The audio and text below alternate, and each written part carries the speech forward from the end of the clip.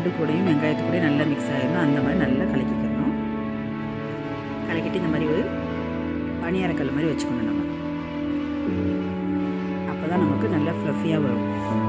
அதில் எண்ணெய் ஊற்றிட்டு ஒரு கரண்டி அளவுக்கு எடுத்து ஊற்றிக்கலாம்.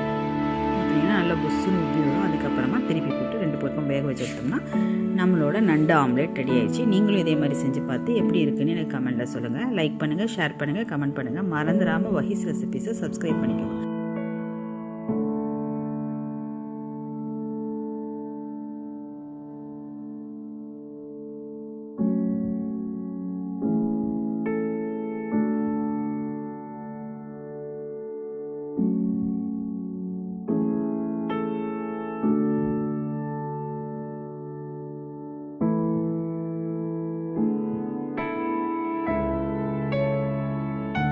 இந்த வீடியோ உங்களுக்கு பிடிச்சிருந்ததுன்னா உங்கள் ஃப்ரெண்ட்ஸ் அண்ட் ரிலேட்டிவ் கூட ஷேர் பண்ணிக்கோங்க.